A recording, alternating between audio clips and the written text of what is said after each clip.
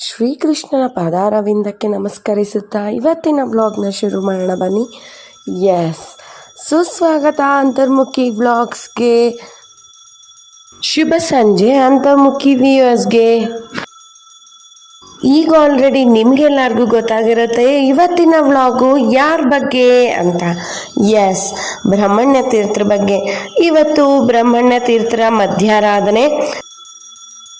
ಹಂಸಧ್ವಂಸಿ ಪದಾಂಬೋಜ ಸಂಸಕ್ತೋ ಹಂಸಪುಂಗವ ಬ್ರಹ್ಮಣ್ಯ ಗುರುರಾಜಾಕ್ಯೋ ವರ್ತತಾಂ ಮಮ ಮಾನಸೆ. ಇನ್ನು ಬ್ರಹ್ಮಣ್ಯ ತೀರ್ಥರ ಬಗ್ಗೆ ಸ್ವಲ್ಪ ತಿಳ್ಕೊಳ್ಳೋಣ ಬನ್ನಿ. ಬ್ರಹ್ಮಣ್ಯ ತೀರ್ಥರ ವೃಂದಾವನ ಎಲ್ಲಿದೆ? ಆಲ್ರೆಡಿ ನಿಮ್ಗೆಲ್ಲರಿಗೂ ಗೊತ್ತಿರೋ ದಿರ್ತಿ ಚನ್ನಪಟ್ಟಣದ ಅಬ್ಬೂರು ಗ್ರಾಮದಲ್ಲಿದೆ. ಬ್ರಹ್ಮಣ್ಯ ತೀರ್ಥರ ಪೂರ್ವಾಶ್ರಮದ ಹೆಸರು ನರಸಿಂಹ. ಇವರ ಕಾಲ 1416ರಿಂದ 1467. ಬ್ರಹ್ಮಣ್ಯ ತೀರ್ಥರಿಗೆ ಆಶ್ರಮ ಕೊಟ್ಟ ಗುರುಗಳ ಹೆಸರು ಶ್ರೀ ಪುರುಷೋತ್ತಮ ತೀರ್ಥರು. ಬ್ರಹ್ಮಣ್ಯ ತೀರ್ಥರ ಶಿಷ್ಯರ ಹೆಸರು ಶ್ರೀ ವ್ಯಾಸರಾಜರು. ಬ್ರಹ್ಮಣ್ಯ ತೀರ್ಥರ ಆರಾಧನಾ ದಿನ ಬಂದು ವೈಶಾಖ ಬಹುಳ ಏಕಾದಶಿ. ಇವರ ಚರ್ಮ ಶ್ಲೋಕ: ಕಂಸಧ್ವಂಸಿ ಪದಾಂಬೋಜ ಸಂಸಕ್ತೋ ಹಂಸ ಪುಂಗವ ಬ್ರಹ್ಮಣ್ಯ ಗುರು ರಾಜಾಕ್ಯೋ ವರ್ತತಾಂ ಮಮ ಮಾನಸೆ.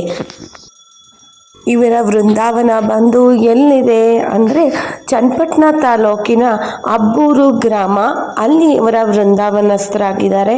ಸೊ ನೀವು ಅಬ್ಬೂರು ಗ್ರಾಮಕ್ಕೆ ಹೋದರೆ ಇವರ ವೃಂದಾವನನ ನೋಡಿ ದರ್ಶನ ಮಾಡ್ಬೋದು. ಇನ್ನೊಂದು ವಿಶೇಷ ಏನಪ್ಪ ಅಂದರೆ ಶ್ರೀ ಬ್ರಹ್ಮಣ್ಯ ತೀರ್ಥರ ವೃಂದಾವನನ ನೀವು ನೋಡಕ್ಕೆ ಹೋದರೆ ಅಲ್ಲಿ ವಿಶೇಷವಾಗಿ ಒಂದು ಕಾಣ್ಬೋದು. ಏನು ಅಂತೀರಾ, ಅವರ ವೃಂದಾವನದ ಮೇಲ್ಗಡೆ ಮೋಲ್ಡೇ ಇಲ್ಲ. ಆ್ಯಕ್ಚುಲಿ ಮೋಲ್ಡ್ ಹಾಕಬಾರ್ದು ಅಂತ ಇದೆ.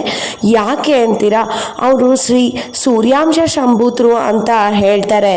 ಹೌದು, ಆ ವೃಂದಾವನದ ಮೇಲೆ ಏನೇ ಆದರೂ ಮೋಲ್ಡ್ ಹಾಕಬಾರ್ದು.